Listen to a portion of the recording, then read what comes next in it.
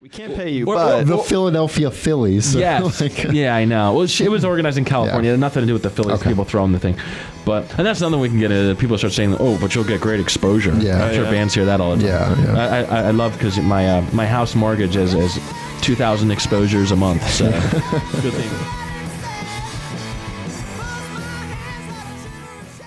What's going on, everybody? You're listening to the Poorly Edited Podcast. We are live at WXLV The X at L-Tri-C main campus. We're the show that likes to put a spotlight on the most creative minds we can find, the very best a couple college kids can do, or just two college kids sometimes. Not very well. My name's Coffee Guy. My name's Patrick Lilly. And today we have kind of a little bit of a new old friend, an old new friend of ours, Ari Felber. How you doing? Doing well. How are you? I'm doing fantastic. All right, what do you do? Yeah. I'm a professional entertainer. I do magic, mind reading, and comedy. Oh, I didn't know you did mind reading. Oh, yeah. That's interesting. Well, on here, it's written magician and mentalist. Yes, the mentalist. Yes. And we're going to talk a lot about the magic stuff, I promise, but I don't even know what a mentalist is. A mentalist is more of a mind magician. Okay. You may think of something, and the mentalist will tell you what it is. Oh, okay. You can demonstrate something later if you'd like. Yeah, no, that'd be great. That'd be cool. Yeah, absolutely. Also, I'm scared. I will admit, I don't want anybody in my mind. So, but whatever. Whatever happens, I guess. So, did you have something you want? You looked at me with a certain set of eyes, Pat. I mean, intro music by Airspace. Oh, right. Thank you. Our good friend Chris Carcetti, local band Airspace. So just to give people an idea of where you're at as a magician, where would you, on a scale of like Penn and Teller to Chris Angel Mind Freak, where do you fall? You mean my style? Yeah, or like how far approach, along I guess. Fame and fortune. Fame and fortune. Yeah. No. Well, I don't have Chris Angel, Penn and Teller money. I'll tell you that much. Sure. But Not yet. So Chris Angel does this whole kind of, you know him. He does the he'll like swallow a quarter and cut his arm open and pull it out. Yeah, it's interesting. It's not my bag. Penn and Teller have a little more comedy. They play off each other. I do more comedy. I do the magic. I do comedy clubs, corporate events. I travel around doing all kind of different venues, doing it full time, doing over about 200 shows a year. That's crazy. Yeah. Because we're trying to do something that is quite difficult and make a name for ourselves, but it's still it's something that people will be like, oh, okay. Well, but you have clearly gotten to a point where you're a successful full-time magician. That couldn't have been easy. No. And there had to have been moments where you were like, wait a minute, what? And what am I doing? I still have those moments sometimes. I'm like, this is crazy. Yeah. Most people just get paid every week or two or every month. And I don't have, I do, but I have to work for it. Yeah. What I was talking to my friend about, I'm writing a book right now about all this stuff. And it's a process, you know, it's a process like anything else. There's really no such thing as overnight success. I mean, I was doing kid birthday parties. I was charging way less than I do now. Was that the start then? That was the start, kid birthday parties. I'll tell you, when I was about 12, I went to Las Vegas with my dad, and he bought me a bunch of magic tricks, and then I stopped doing them. And before I went off to college, I found that little bag of tricks, pun intended. Yeah. I found the bag of tricks that he bought me, and I started doing this one card trick on campus at Westchester, and people just liked it. Next thing you know, I was like the magician. I'd be walking down the street, hey, show me a trick. Great. And I kind of got this identity of the magician. I wasn't getting paid or anything. Right, yeah. But I just kind of got addicted to that feeling of performing. I've always been like a performer. And eventually I was hired to do a Relay for Life Cancer-a-thon event. That's awesome. I did it for free, got some footage, some videos, and just, 2 steps forward, 3 steps back, 4 steps forward, 2 steps. Yeah. It's a process, just like anything. But, if you have the passion, it works out no matter what you're trying to do. Is it comparable to the trajectory of a musician, you think? Kind of similar? I feel like that's for sure. I mean, musicians... And maybe just entertainers in general. In general, absolutely. I really honestly don't think there's a recipe for overnight success. It's just not true. Maybe you go on America's Got Talent as a kid and you know, but it's all about leveraging, using your network is a big one too. I mean, I don't know how many people I know that have helped me get gigs through where they work, and if you're passionate about it and it's all you want to do, you make it happen. You just won't not. I mean, I had times where I would do shows and I would go, I don't know, I'm really getting discouraged here. This is people are being rude during my show. Maybe I'll do something else, but Do people heckle during magic shows? Every once in a while, Really? I used to do a lot of children's shows, birthday parties, and for some reason the parents think it's cute when the little toddlers running up on the stage during the show, and and sometimes that's almost like a heckler. I mean, I do comedy clubs and stuff, and every once in a while someone will be drinking too much, and you got to put them in their place a little. But that's the thing. I mean, there's no such thing as reading books and DVDs and then going and performing for people and having it just flow perfectly. I mean, there's totally a learning curve. Yeah. And the most you learn the most when you actually have to do it for real people, in real life situations. Yeah. You can't replicate that. You can't replicate that. And it's the same like you're saying for any entertainer, but especially for a band as well. I mean, you can practice, but what happens when, all of a sudden your amp starts squeaking? For me, I mean, I'll do a show for 200 people and all of a sudden my mic, out of the hat the darn rabbit's dead. He's in the hat. Like I forgot to feed him. But no, like the microphone starts squeaking, and there's these things that you just learn on the fly that you just, people ask me all the time, and you just do it. You just got to perform as much as possible. Do you have a go-to shutdown for hecklers, or is it like, oh man, or is it like kind of ignoring it kind of thing, or? Yeah, there's like a fine line. It depends. I mean, I haven't had too many people like flat out just heckle to the point where I was doing a wedding a long time ago, and the guy had been drinking, and I think it was like his cousin's wedding, and he was like, "Get this guy off the stage," or something like that. And I was like, "Oh, they shouldn't serve alcohol before the show." I thought it was funny. But if you command the stage, you come out there, for the most part, you're probably not going to get heckled. You'll get a drunk guy, or even woman for that matter, here and there, who will just call out thinking they're funny just because they're so drunk. Right. Yeah. So they're like I said, it's all things that happen that you can't prepare for until they happen. Until that moment hits, there's no way to prepare for stuff like that. So you got your start walking around your college campus. And just kind of, I guess it was that charity event that kind of really changed things for you, where you thought maybe I should start actually thinking about a career. What were you going to college for? And like, was it something where you're just like, I guess, I got to go to college sort of thing? A little bit. I mean, I was somewhat sold on what I was going to do. Yeah. I was a health and phys ed major, teacher. Okay. I like sports. I like kids. Yeah. I thought, this would be good for me. Honestly, I wasn't too sold on anything. I mean, I had no clue. I just, like you said, it was like, you go to college and that's what you do, and then you figure it out from there.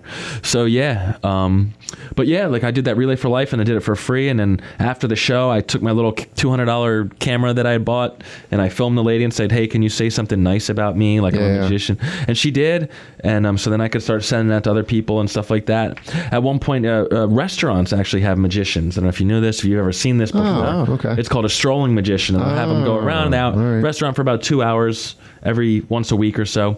Anyway, that sounds like a tough gig, though. It can be tough. It's nice though, because you do get paid every week. So if you book 3 of those a week, it's almost like you have a normal job, and you get to be in front of people to trying to get business cards out and try to get more work. But I do remember though, like you touched on it earlier, when I decided I really wanted to be a professional magician, I went into a TGI Fridays and I pitched them, and they loved it. They loved the idea. And I was doing it every Wednesday night from like 6:30 to 8:30 p.m. And I remember just leaving there being so inspired and like motivated, like, okay, wow, like people like what I do. Like I actually just got paid.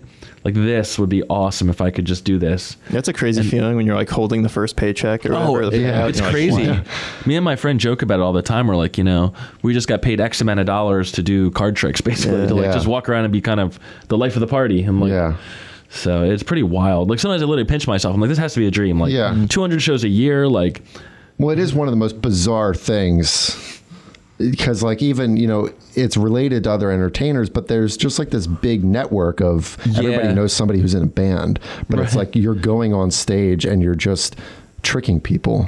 You're just doing magic tricks, and it's like, well, it's so out there. It's and it's so Bear's form. It's absolutely right. You're literally just like having fun with people for a living. Yeah. I don't know. It's hard to imagine. So let's talk about like, I don't know, the art of a magic trick. Cause I don't know if you've seen The Prestige.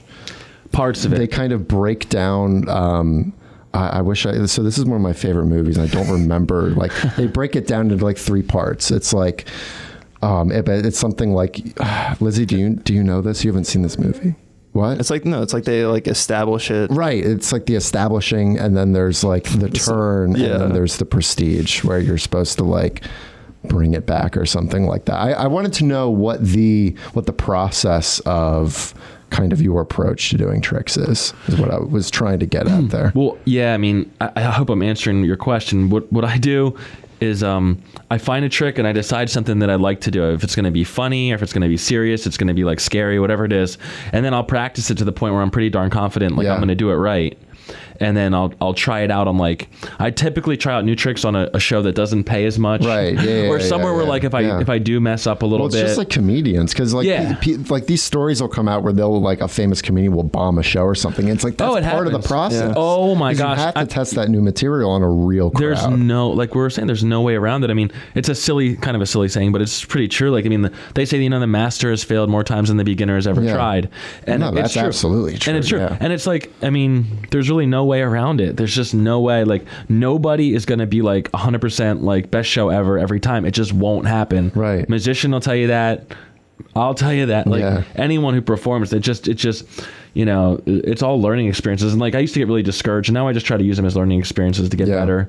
And at some point you can do everything in your power to make it go right, and sometimes it just won't. Yeah. And we saw a little bit of that when we filmed you doing that at that restaurant. It was a bunch of people weren't really on, they watched it and they were like, that was good, but they weren't really on board. Then we got that one guy who was going, it looked like we planted him there for the video. It really did, the way he was answering. I remember that. I love that guy though. Yeah, he was fun. I wasn't there. Even I was like, is that real? That's incredible. It did seem like we paid him to say that, but he really wasn't. Then 5 minutes later, he walked back over and he was exactly as ecstatic. Oh my gosh, dude, that's crazy. Yeah. He was not a plant. That's never met that guy in my life. That's awesome. I mean, that's got to be the best possible. Well, yeah, I mean, for me, it's actually nice too. I'm when you get in these reactions, that I'm oh yeah, and I'm filming now too. Yeah, right. It's gonna look good. Yeah. But yeah, and that's another big one. I mean, social. If you want to get more work, music, magic, whatever, first thing you got to do is get a good video. Yeah.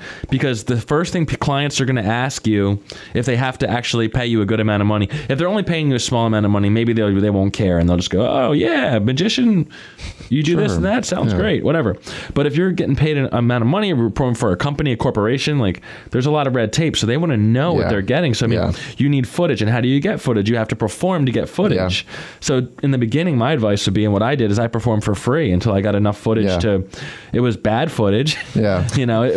Not necessarily me being bad. It was just on a shaky camera and maybe someone's living room doing a little show for 8 kids but you have to accumulate all that. And you got to snowball. You do have to snowball, and it's such a process. And word of mouth is probably the most effective way to get booked, because I could tell you till I'm blue in the face, I'm good, but why are you going to believe that? Right. But if your best friend says, oh, we had him and he was amazing, blah, blah, blah, blah, blah, it's so much easier to get booked. It's just, the whole thing is such a process. Did you have, starting out, a network of people that you could have learned some of these things from? Because like I said, it's so different from the other kinds of entertainers out there. It sounds like you had to figure out a lot of that stuff on your own. I did figure a lot of it out. I have a friend now who helps me with the business aspect, and he kind of mentors me because he's doing it full time. He's been doing it full time for years longer than I have. He does colleges and stuff like that. But I mean, in the beginning, it was mostly DVDs and books to learn the tricks. Right. There's actually, for you musicians out there, there's actually 2 websites. One's called Gig Masters, and one is called Gig Salad. And what they are is they're just they're websites that help you book shows. Oh, okay. So you basically pay them. I think you can actually get a free service, but you get hardly any leads. But it's a small amount of money. You pay them, and then when someone's looking for an entertainer within a certain mile radius of where you live, which you get to enter in, you can get a little message. And it's this is, if you're a musician, maybe it would say we're a small restaurant, looking to have a musician come out Saturday, October 19th, do this, do that. So once I found out about that, because I was just so hooked on performing, just so hooked on it, that was how I started to actually get paid. So, I mean, it's like Pinterest for entertainers. Yeah. It's interesting. I guess so. In a way. Is that how Pinterest works? I don't use Pinterest. I have no idea. Okay. I also don't have a Pinterest. Well, great reference, Pat. Thanks. So, I was going to say, oh yeah. So is there an underground magician message board or network or something? Is that a thing? We're vampires. Okay. If you want to be a magician, you have to be bitten in the neck. And I mean, kinda. I don't know. I stay pretty mainstream. I do it full time, so I have to kind of keep top of mind and stuff. So I have 2 different websites. I have a corporate website, which is the newer one, and then I have a family one, which I created years ago when I just started out doing family shows. I have a great web guy who's made these for me. Yeah, I mean, there are underground guys, and there's a lot of magicians who are like focused on moves. Like they're really, really good at magic, but they don't really perform that much for like real people or getting paid for it really, but they're like really good at the actual magic. I'm not that kind of guy. Like, I like doing magic, and I can do sleight of hand and stuff like that, but I'm nowhere near as good as these guys. But for me, I mean... It's the performance. Yeah, I mean, I can see where there would be that split with different people. Some people just like really want to grind out that crazy trick or whatever it is. Yeah, some people just... Yeah, I mean, there's such a huge difference between like a full-time performer and not. Yeah. And I'm not saying it in like an egotistical way. There's just like, I spend more of my time like marketing and worrying about getting paid as opposed to like learning actual tricks. I mean, I don't add lots of new tricks to my repertoire. I mean, I know what works for me and I do it. Like I've got a show for everything. I can do a family show. I can still do a show for just little kids. I do a show for a corporate audience of 100 to 1,000 people on stage. I can do the walk around close-up magic. Like I have everything lined up. And a lot of guys are like super technical. And it's probably the same with music. I mean, there's probably guys who can like totally shred on a guitar, but the guys who are playing like the kind of pop, like catchy things that aren't as technically good, but they're like out there doing it and like getting paid and getting seen. So there's it's all about entertainment value. To be honest, it's about you. It's not the trick. Like any trick can entertain somebody. It's well, I mean, any trick can trick somebody or be magical. But it's you. People are coming to see you in essence. It's the personality. Everyone's different, and there's no right or wrong persona. But my advice is, people ask like, it's not the trick. Don't spend $500 a month and all because magic tricks come out. Like people create things and sell them online. That's crazy. Wow. So it's all about you. I mean, people want to see you. So just do you and be entertaining more than anything else. Yeah.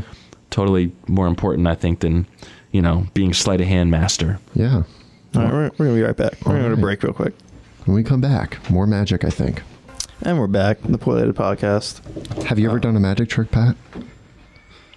No. Have you ever tried? Do you ever get one of those kits? No, I haven't. I did when I was young, and I don't think I had the mental capacity at the time to be able to pull it off. But I don't even think I was quite 12, and you said you were 12. Something like that. I mean, a lot of people say they start when they're 4, grandpa did this or that. Yeah. I did a little at 12 and then waited till I was in my 20s. Yeah. A little different road to get there than most. So if you're just coming in, we're talking to Ari Paul, the magician, the full-time magician. This man makes a living performing magic tricks to people. And we have already talked a little bit about his kind of introduction to magic. Maybe his come up. His come up. Is that an industry term, Pat? I don't know. Okay. It's the name of the Black Keys album. Well. So it says on the outline, you perform in front of celebrity. You have performed in front of celebrity. Yeah, I'll give you a funny story. Okay. I know we talked a lot. I talked a lot about how to get gigs and how to kind of build up your social proof, and people, can just look at your videos and not have to really ask many questions. They're sold already because they've seen what you do. Yeah. Obviously, the Philadelphia Phillies baseball team, I remember. So I'm sitting there watching TV one day, and this commercial comes on, and it goes, meet, Cole Hamels and Hunter Pence and all the Philadelphia Phillies. And I go, a little light bulb goes off in my head. Wonder if I could get in there and do magic if they'd like that. So this was like 2011, 2012? Something like that. Throw right when I was... Phillies knowledge out there. There you go, man. Yeah, totally. Yeah, Hamilton. Yeah, you got that. So I'm just starting out. I'm a nobody. I don't have any good video. I'm just whatever. But I'm driven. And I'm like, I really want to do this. Anyhow, I reach out to the lady. I Google something after the commercial. And this lady actually ends up communicating with me. Yeah. She goes, you know what? We can't pay you, but we'd love to have you come out. Yeah, that's how it goes in the beginning. So it's like, we can't pay you, but the Philadelphia Phillies. So yes. Yeah, I know. Well, it was organized in California. It had nothing to do with the Phillies. Okay. People throwing the thing. And that's another we can get into. People start saying, but you'll get great exposure. Yeah. I'm sure bands hear that all the time. Yeah. I love, because my house mortgage is 2,000 exposures a month. So good thing get that. No. So anyway, I talked to the lady. She agrees. She said, we'd love to have you do the strolling, walking around magic.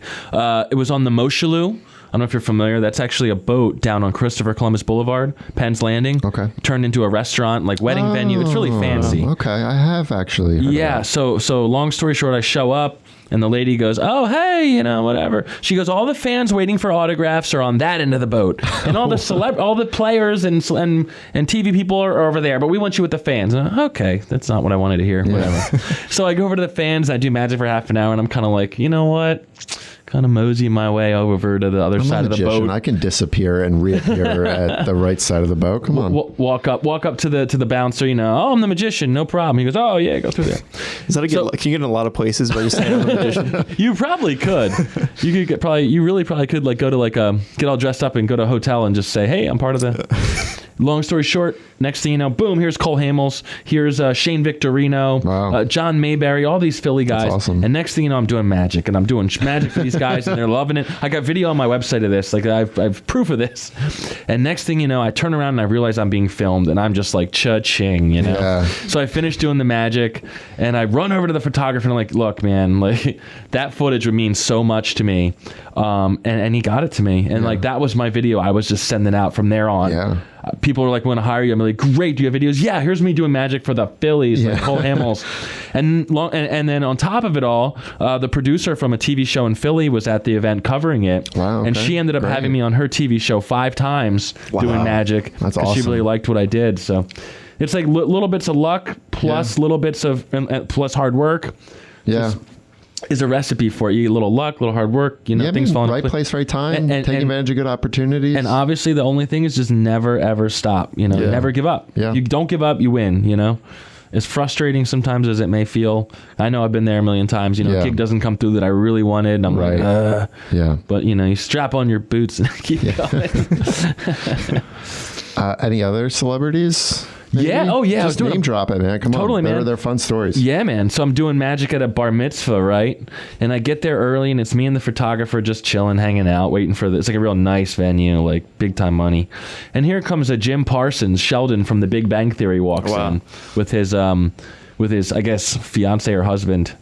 And me and the photographer look at each other and kind of like, is that, And it was, and I walked up to him and I was like, hey man, I know it's going to get crazy in here. There's going to be so many people in here, but can I, I didn't even ask him if I could do magic for him. He was in a total low key mood. You could tell he's probably so over, everywhere he goes, someone wanting to do something because he's famous. But I said, can I get a picture with you? And he said, yeah, of course. So we got a picture with him, and that was cool. And I put that on my website, more social proof. Who else? Michael Nutter, which is a former mayor of Philadelphia. Yeah, okay. I did a gig for this big mayor's event. That was actually a funny gig because they hired me to do an hour of walking around magic. We called it close-up magic, and literally just a 10-minute stage show. So I'm in the back of this huge banquet hall doing my close-up magic, and then all of a sudden I hear this person go, and now, Ari Paul! And no warning. Here I go running through the crowd. I wasn't even set up. There's so many stories of nightmare situations that happen. Oh my gosh. But that was for the mayor. That was for the mayor. That's funny. We had somebody on. We had a jazz musician on who just called up the White House one day. Yeah. And he got a gig at the White House playing piano. So, hey, man, I don't know if that's what they're looking for, but you never know. You never know. That'd be crazy. I just sent a letter to the Ellen show, just hey, I'm a magician who turned his hobby into a career. Yeah. Because, she always has these weird kind of shows. Story, yeah. So we'll see. That was a couple weeks ago, so I don't know. I sent her a letter. It said to send a letter in the mail on her website. She seems pretty busy. She might have to take a while to get back to you. Yeah. Her people, they probably get thousands every day. Yeah. That's a good point. But that was cool. Yeah, no, that's great. Well, I remember this one time I was booked for a show, and this is right again when I first started. I was doing every and any show. Now I kind of know better, so I'll turn shows down. If it sounds like it's going to be a nightmare. Right. Back in the day, I was like, no, I'll do it. I don't care. So I pull up to this house in a pretty bad neighborhood, and I'm parked, and this guy pulls up in the street. And he's yelling at the house I'm about to go in, I'm going to kill you. And he's yelling, I'm going to kill you. And all this jazz. And then the guy in the car screeches out, and I just kind of here I come. Hey, I'm the magician. Hi. And everyone's all wigged out. And I did a gig on a boat. That was cool. One of those boats down in Philly. They hired me to do. It was How did that show go, by the way? I don't even remember. I was so scared. I'm not going to lie. I was so scared. It sounds like you're still alive, so it couldn't have gone that bad. Yeah. It actually, I'm sure it went well, but that was uncomfortable. And I remember I did a show once in a basement. I'm like, this is totally how my life ends. Yeah. They're like, oh yeah, the show's going to be in the basement.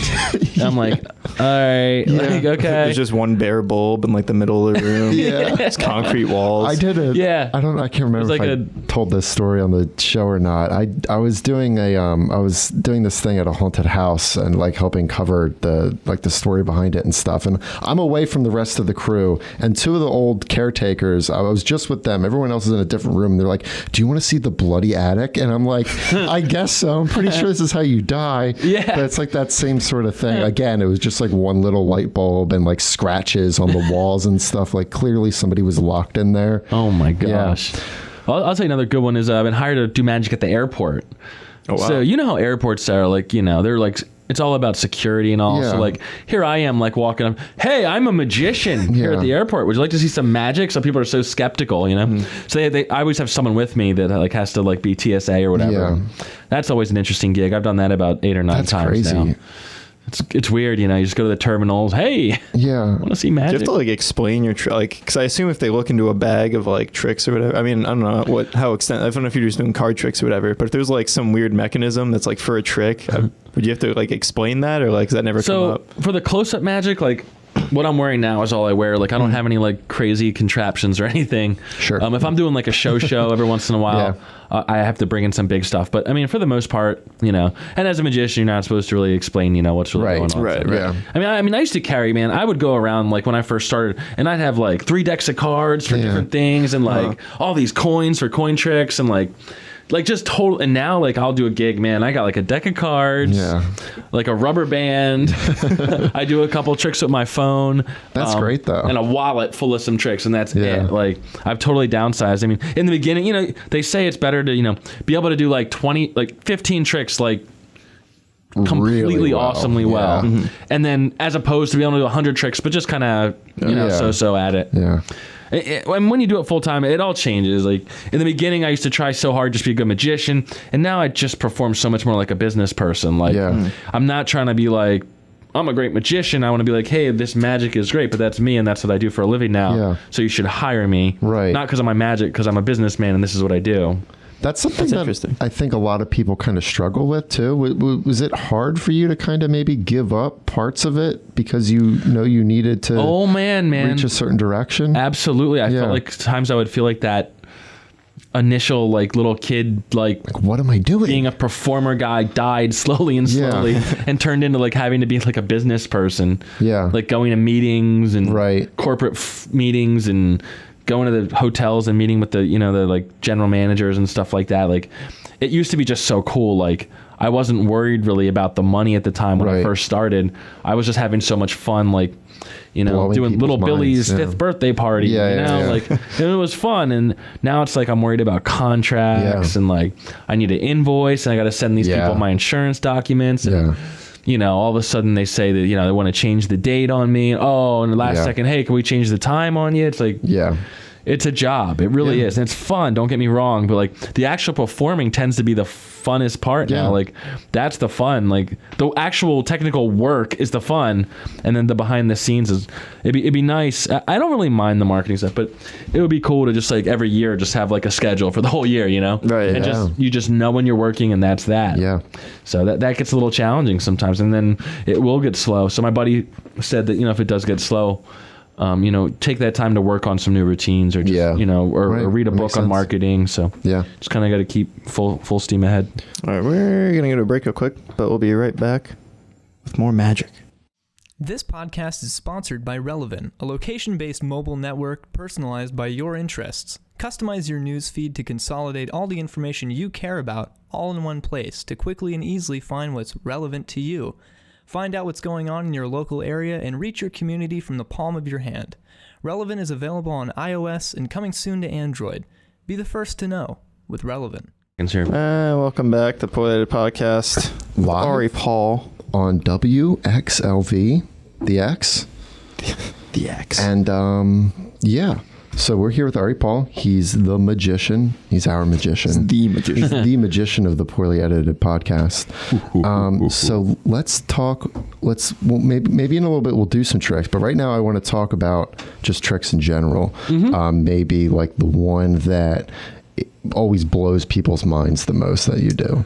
I mean, I just did a gig at the convention center. And is that consistent, or is that something that kind of changes depending on tricks? like, yeah, maybe if it's like versus like a kid's like birthday party or something? Oh my gosh! Oh, totally. Like, I had a not mom or library. Someone reached out to me about doing a show for some kids, and she goes, "You wouldn't do that trick where you put the box on their head and then put spikes through it, would you?" I was like, not for kids, no. Well, I don't even own that trick, but I was like, no. She goes, because the magician we had a couple of years ago did that, and the kids all cried and were scared. Well, yeah.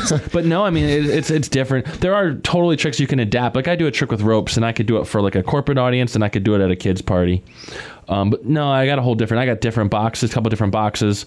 One's effects that just play well for kids like 4 to 11. And that's another thing that gets challenging too. I mean, I've been booked for shows, and you got a kid who's 4, you got a kid who's 8, you got a kid who's 15, you got adults. And those are completely different spectrums of what they're going to find enjoyable. And that comes back to experience. Yeah. Because you can't like prepare for that. A trick that a 4-year-old is like thinking is funny and cute, that 12 to 15-year-old is like, this is so dumb. Like, oh my gosh. To be fair, you can do a lot of things in front of a 4-year-old that'll think is magic. Yeah. And that age anyway, it's more just gags. Yeah. Right. Like it's not even tricks at that point. You're just act silly and they're like, and then they love it. But then if you do something a little more complex for like a 15-year-old, then you lose the 4-year-old, and the 4-year-old just has no clue what's happening. Right. Yeah. So like, you get these mixed audiences, blended audiences, and it's challenging. It's challenging. But yeah, definitely different tricks for different groups. And then is there like a one trick that always really stumps people? So I do this close-up trick where like I take someone has a quarter and they put their initials and whatever, like a number on one side of it, so it's marked in permanent ink. Right. And I just kind of take it in my fingers and it melts and bends. Yeah. And that really freaks people out. So that's one of my favorite ones to do. Okay. I do some cool stuff with cards. People like the card stuff. Yeah. Maybe we'll get a chance to show you some of that later. That'd be great. How much do you like practice with? Do you still have to practice with cards, or is it like kind of? Yeah, kind of got it down. So at some point, I was just like, I'm gonna stop doing a million things and learning new stuff. Like I have these tricks. So for the most part, like I'll practice still, but I don't technically really try to learn new stuff anymore. Just kind of maintain. Like I just maintain and make sure I can do it like I know I want to do. Like I know what works for me. I've done it long enough to know what works for me in all the different venues, like corporate, family show, even like I've done some TV shows. I know what works well on TV and stuff. That's interesting. So it's just all like trial and error though? There's no like... Totally. Like I talked to my buddy about this the other day, and I was telling him how I love doing this one rope trick, and he's just like, yeah, like for some reason rope magic, I just never felt good reactions from it. And like one of the tricks you've probably even heard of this guy, like the linking rings, the magician takes the big metal rings and they like start linking and unlinking and all this crazy stuff. And for some reason, I just never thought that was a good trick, and I never ever once in my act did that trick. And that's just like a classic that like you would think every magician would do, and just didn't work for me. I just never thought that was a trick I wanted to do. I think it seems, I don't even know if I have the authority to say it, but that almost seems like a cliche magic trick at this point. There are a lot, and like you joked about earlier, you get the rabbit in the hat thing. Yeah. And then you get the one movie, what was it? Some people associate magicians with only children clown performers because they just don't know. Yeah. And I'm like, dude, I'd watch The Prestige, love to freak guys. you out, but... And they'll do the, can you make me a bicycle clown or whatever that movie was from. And then I'll like freak them out with something and then they shut up and it's really funny. And, but yeah. You mentioned how that one mom asked if you did the box and the spike thing. Have you ever dabbled with like dangerous stuff or like shocking kind of tricks? That's never really been my bag. Like I've always just gone for entertaining and funny for the most part. There is a new routine I'm putting into my act where you have like a spike, and you guys might have heard of this, and like you got about 4 or 5 bags over, and you mix them up so no one knows where the spike is. Yeah. And then you start putting your hand over it, and you start like, which one do you want me to eliminate? And you slam down, and obviously the last one has the spike, and you didn't get your hand impaled. Yeah. So there's a lot of ways to do that, maybe kind of thing, but. Not recently, but there was a video of a guy, he tried doing it on a TV show in some other country, I forget what country, and he was doing it with the TV host's hand under his to make it even more amazing, but he messed up. And when he went down on the wrong spike, and it went through the TV host's hand, and like she's in such shock she doesn't know if this part of the trick, like well, and obviously it wasn't. Real, so long story short, I don't think he's been hired anymore in that area. Yeah, that's some good advice. Don't mess up the dangerous ones. Exactly. Yeah. Don't mess up the dangerous ones. Yeah, but you can really take any trick and put your own spin on it, right? Because I mean, even like that one, you could make it funny, or you could make it like absolutely death-defying, like that guy tried to do, and then make it actually deadly. Well, yeah, I mean, that's the best thing is like, it's all kind of, you're kind of like an artist in a way. It's like you take the method or you take the idea, but it's kind of up to you to decide how you're going to, how it's going to play for your show. Yeah. Like I do trick with rope and I'm just kind of in your face and all these funny things are happening, but with the same ropes, you could probably tell like a really scary story, you know? So really it's just, you just find out who you are as a performer, entertainer, and just what you do. Man, I'm surprised you haven't seen The Prestige. It's right up your alley. I know. I've heard of it. Well, no, it is really cool because like it's these two rival magicians who kind of steal each other's tricks and then put their own spin on it. You know what I mean? And they also will then sabotage each other. So you have stuff like the host's hand getting impaled or something. Oh, like really? That. So, yeah. Yeah, no, I think you'd like it. I think everybody would like it. It's a great movie. Oh, and he's not getting paid to say that. No, I'm not. No, there's actually a movie came out like 20 years ago. I know. I'm just kidding. There's actually a movie called The Illusionist with Edward Norton. Okay. Fantastic movie. Okay. That's one of those magician movies I would highly recommend. I'll have to check out The Prestige too, but that was a good one. Had a really great twist and all that, so it's good. All right. So I want to, before I forget, because I forgot, I want to talk more about the mentalist stuff. Yeah. Like I said, like was that stuff that was happening at the same time? Like what's the origin story there? Yeah. What even is that? Right. So obviously I started as a magician, mostly, I guess you'd call it a children's kids magician. And as I started doing more and more, I get a gig here or there for adults, nothing huge, living room show or just a family show where the mom would say, hey, can you do a couple things for the adults too? I would research, and I started finding these tricks, mentalism tricks that played really well. For adults, it's more of a puzzle than magic. A lot of adults think, magic's for kids, whatever. So you do the mind reading thing. Lighten up, people. I know, right? But you do the mind reading thing, and then corporate audiences love the mind reading. So now on my corporate website, I just call myself an interactive magician and mentalist for private and corporate events. It's a little different. I mean, like I give someone a book and they think of a word and I'll tell them the word. That's one of the things I'll do. Yeah. I do a thing with lottery cards. Like how it's obviously different. You can't it's talk about it, but I mean, magic's more sleight of hand. Yeah. Mentalism is like more like sleight of mind. Yeah. You got to be on your game, I guess. Yeah. Yeah. It's a little different. It's kind of hard to explain, but, it plays a little better for like a corporate audience. It's a little more snooty than a magic trick as they look at some magic. And it probably reaches the back too, right? It does. It does. Rope tricks, whatever, they can't really see exactly. And you can get super interactive. It packs super small. You don't need to be carrying around all this stuff. Mostly in your head, right? A lot of it, yeah. Yeah. So like if you think of a number between 1 and 3. I'm just kidding. For a second, I'm like, oh God. There are also, I don't know tons of them, but there are tons of psychological type. Yeah.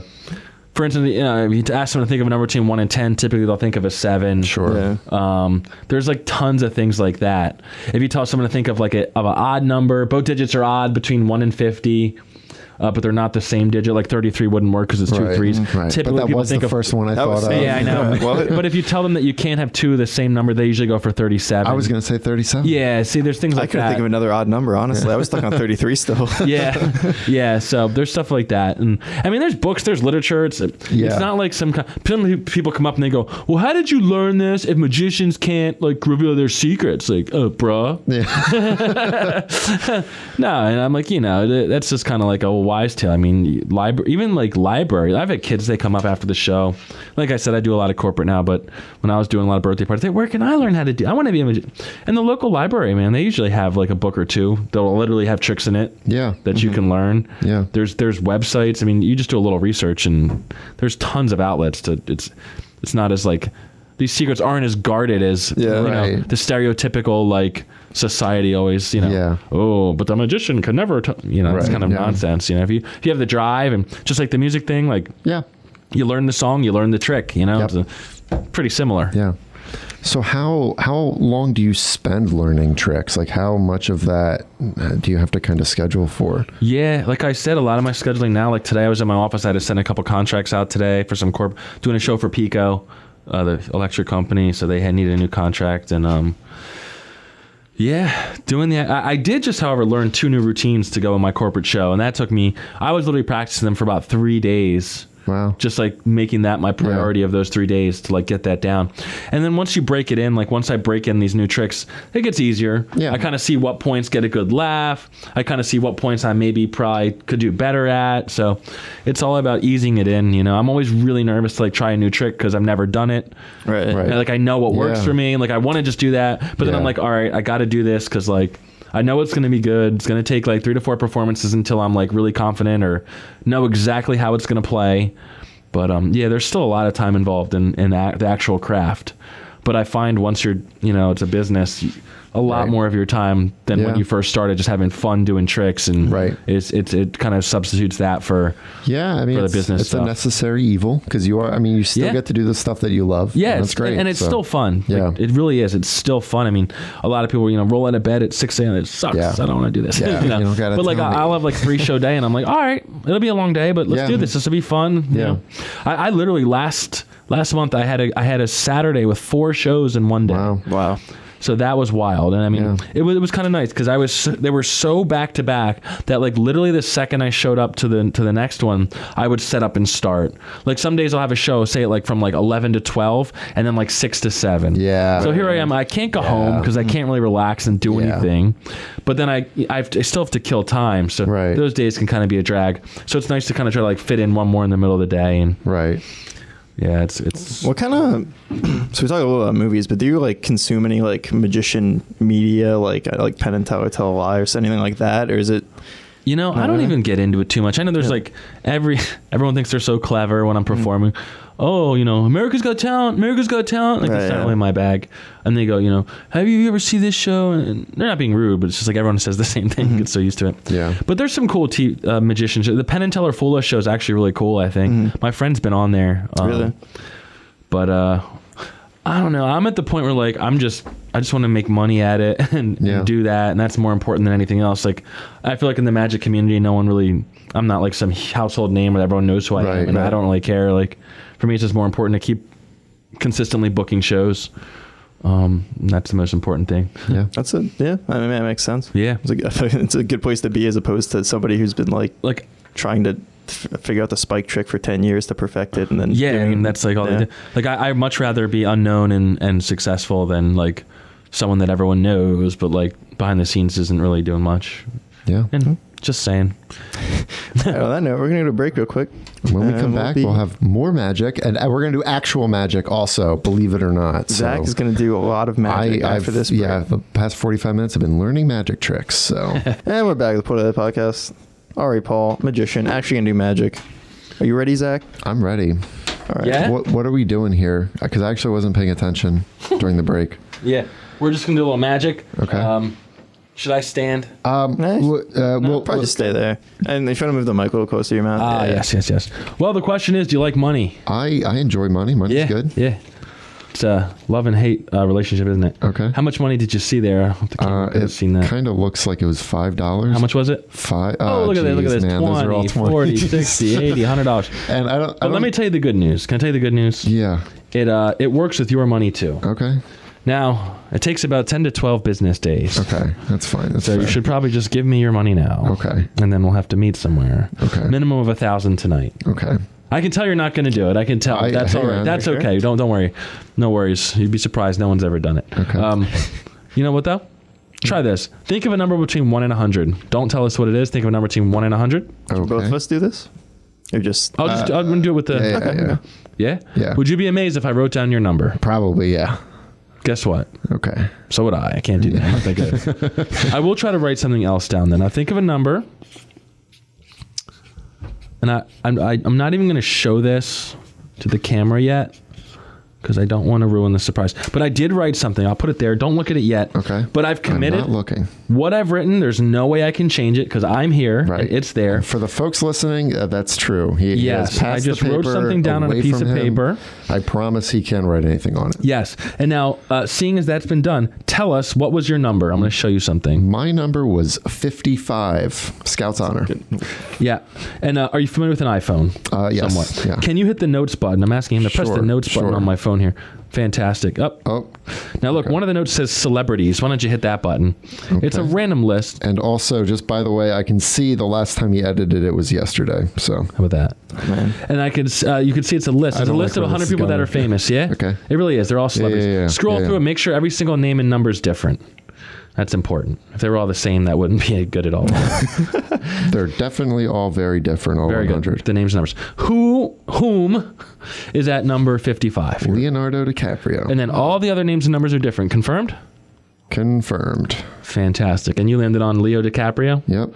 Turn over that big stack of papers. All of them. The whole thing there. Show the camera. Oh, man. Who was it? Leo DiCaprio. Oh my gosh. Wait, I was really hoping it'd be. Oh. Yeah, sorry. That's from No, you're good. You're good. Yeah. So the top paper said my name, Leonardo DiCaprio. it sure did. Not my name, Not- but 55, yeah. Yeah. And for $1,200 I'll explain the whole thing. Okay. Let's see what I got on me right now. Can I get a hint? All right. I mean, it's fine. You can say no, but like, Hot cold? You know, the funniest thing I remember, this fries people. I did this for a guy once. He hired me to do like a birthday, his dad's birthday. It was like all adults, and I did this, and he emails me the next day, and he goes, all right, the thing with the name, this is how it happened. And I wrote back, I said, no, you're wrong. then he emails me, he goes, all right, fair enough. He goes, but nah, this is how it happened. And I was like, no, I'm serious. Like, I would tell you, really. Well, and he's like, I'm going to be in touch because I'm going to let you know. Did he ever figure it out? No, he never wrote me back. I love how you play that one because you're like, you can guess the number, but I can't. Like, there's no way I could write that down. I'm not that good. But you literally just do that. Yeah. You just write down the name. And again, it comes down to entertainment value. Yeah. Like, that trick is my mind reading. Yeah. No, it's strong. But if I'm just like, all right, so like, think of a number. You know what I mean? Right. Like, Yeah. You have to present these things. You have to be. You want people to find something in it. Would you like to see one last quick one? Absolutely. One last quick one. Pack of cards. They're all different. Ace through king. Clubs, hearts, spades, diamonds. Certainly looks different to me. And take one out. Anyone you'd like. You know how this goes. I sure do. Fantastic. Show the camera. Can I look at it? Of course. Look at it. Don't forget it. You got that, Lizzie? I remember it too, Zach, in case you forget. All right. We'll take it face down, of course. You could put your card back anywhere you'd like. Okay. But where you put it was helpful. Yeah, Thanks. sure. Yeah, not a problem. Would you be amazed if we could shuffle the cards and make your card come back to the top? Would you be amazed? Yes. You don't look amazed. I'm not amazed. It's not your card, is it? No, but it was Just for the record. But just for the record, I never said I could do it. I just asked you if you would be amazed. it was the first card I saw, though. That's great. But if I blow on the king, it will turn into the 8 of spades. That's Ooh, your card. that was my card. Here, we'll take it one little step further. Just so you know, it's the only card in the world like it. Write your name on the face of the card. Right. That makes it the only one like it. Right, Leonardo DiCaprio. Yeah. On the face For the sake of my radio reputation, I will write coffee There you go. guy. Perfect. That's you. Oh, just so we know it's you, coffee guy. Write down your social. Sure, yeah. That's I'm just kidding. That's our joke. Did you do that joke? Yeah, that's an old one. Hey, but if people haven't heard it, they laugh. That's how that goes. Anyway, we'll take coffee guy's card. Yeah, it's smearing a little, but it's really on there. Yeah. Yeah. All right, man. We'll take your card. Put it there. Would you say that is roughly the middle of the pack? Roughly. Yeah. That was Back the on middle. top. Right. Okay. Nice. Do this again now that the applause has died down. Yeah. Would you say that was the middle? Yeah. But Jump back up. We'll do it again. This is the best one. Coffee man. Do you see the card? Yes. Coffee guy. You push it in. Yeah. Oh, I felt the magic. You know where it is? Ah, man. No, see, you knew that was happening. That was going to happen. You knew that was happening because you edited that video. Man. For radio listeners, the card was in Ari's mouth. Yeah. And Zach looked like an idiot because he Yeah. was staring at the deck. Yeah. So normally, guys, we try not to do things like that where it's so important to see it. But we're selfish people. And we want to see some magic today. We can't not have a magician do magic tricks. So agreed. You just have to, a week later when this comes out, or 2 weeks later, whenever it is, whenever we have the Ari Paul episode of the Poorly Edited Podcast out on YouTube, you absolutely have to watch it. Please do. Because I think that was probably the first time I've ever had real magic in front of my eyes before. I was a sheltered child. I get that a lot. And it was pretty crazy. So. I get a lot too. I thought it was going to be like, well, kitty tricks. You really fooled me. I'm like, well, duh. It's probably not hard if they're thinking like that. Right, yeah. A good point. But it's funny, like the stigma with magicians and certain people. Like I'll walk up to a group that's got, it's all adults, hey, I'm the magician here tonight, blah, blah, blah. And they go, oh, that's cool. I bet you like my grandkids would love you. And I'm like, all right. I will make your eyebrows disappear. Yeah. All right, I'm like, now it's a mission. Like I'm going to freak you out now. Yeah. And 2 tricks in, they go, wait, you're actually like good at this. Oh my gosh. Yeah. All right. Like Zak's actually, we had a little more time. We have a little bit more time if there's anything else I looked at the wrong talk about, Pat. There's a different clock that says it's 10 minutes from now. Yeah, that scared me. We got to get that sorted because there's like 3 clocks in here and they all say a different time. Yeah. That can't be good. So, yeah. Magic. Yeah. Talk about magic. Do you have any maybe idols that you look up to? Yeah, I get that a lot. It's people you've probably never heard of. Okay. There is a guy, you would love this probably. You guys, all of us. His name's Amazing Jonathan. Okay. And check it out. Amazing Jonathan. He's kind of like slapstick magic and comedy. Okay. But he's so funny. Like, I just think he's the funniest guy. It's just amazing. I think that's great. I want to see more of that kind of thing. Yeah. Because you're right. It's so much. It's so much beyond the trick. Like it's that performance and the delivery of it that makes it so much fun. Yeah, man. And like all the big guys, Copperfield and Penn and Teller, Angel, the I don't know, it's just not my bag. Yeah. Like mega successful, but personally not my bag. Yeah. There's actually a theater, if you don't mind me talking about it. Yeah, go for it. No, there's a theater in Huntingdon with a D, Huntingdon Valley, PA, that I just did a show at Saturday. It's Smoke and Mirrors Magic Theater. So they get these guys coming in from like all the big shows, the AGT and Penn and Teller and stuff. So that's a really cool theater. Because people always ask me, like, where can we see you? Like most of my stuff's private. Right. But there's a lot of magic going on. You just have to know where to look. That's how I figure out music in this area too. There's like a lot of like local bands, but you have to figure out where they are. Right, totally. Yeah. I mean, a lot of restaurants, I guess. Oh yeah. Who do bands market to nowadays? Any like clubs more? Is that like a thing? To get paid at least. It's really weird around tough. here. Yeah, I don't have to tell you. There's like bars and stuff too, but then it's like you're singing for 3 hours. Like our friend for like 3 hours for like $50 or something. Yeah, no, there's that. But the one I'm thinking of, we filmed once. He was in a bar and he was like smoking. Well, it seemed like smoking was encouraged because it was like really thick cloud. And I can't imagine the musicians have to go through. Really rough on his voice. Yeah. Yeah. I'm actually doing this woman's filming for a comedy special that she's doing on October 12th at the Newtown Theater in Newtown, PA at 4 p.m. It's free, and I'm going to do a little magic with her at that. Cool. So, yeah, I'm doing it for some good footage like we talked about, the social proof, and it'll be a great backdrop. And it's just being tactical, and it's not rocket science. Yeah, anyone could do it. You just got to put the work in, like anything, music, whatever. It's a lot of initiative too. Yes, that's a really hard one to get down. Yeah, I mean, when I started, it was just so exciting and new to me. That's all I needed. Now sometimes I'm like, all right, Ari, like you got to do the work now. Like, get up, stop playing around, stop watching this TV show, just learn something new or do some marketing or something. Because there's like no immediate gain either. Yeah, exactly. You like walk around for like 3 days and then like no gigs, no one calls you. That's when you start going, oh boy, this can't be good. And then all of a sudden it's weird. You get these, they come in flurries. I don't know how to explain it. It's like supernatural. Like nothing for a week, and then like you wake up one day and you got 3 people going, hey, are you available this date? Are you available this date? Just the nature of the beast. So are there certain times a year that are kind of more? I mean, December's always busy because you get the holiday parties. That seems to be the busiest. October for some reason is always, Halloween's always busy. I got a bunch of stuff booked around Halloween and something on Halloween. January's typically slow, I guess, because people just spend all that money for Christmas presents and Hanukkah presents and all that stuff. So they're all too busy at the gym for 1 month. For 1 week. So it's kind of hit or miss. You just never really know. December you'll get the leads. If you book them is one thing, but the leads come in December just because everyone's throwing a party. Right. Yeah. But that's about it.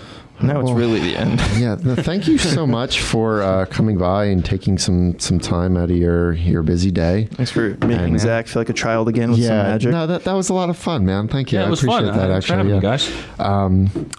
Yeah, I don't know if there's any like anything else you might want to plug. Maybe like a quick website. Yeah, social media too. Yeah, check me out. It's my website for corporate private college events is www.ari, my first name ARI, Paul Paul, and then entertainment.com, aripaulentertainment.com. Perform for companies and colleges and anything like that.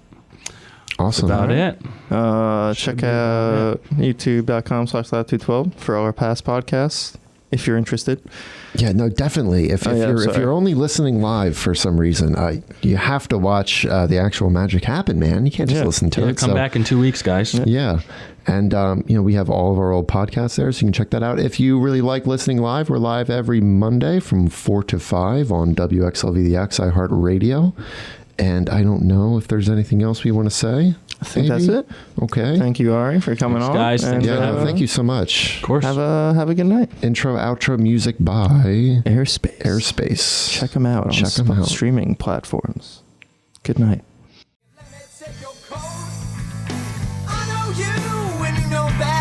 You to know me too. All that's left for me to do is sit and stare at you.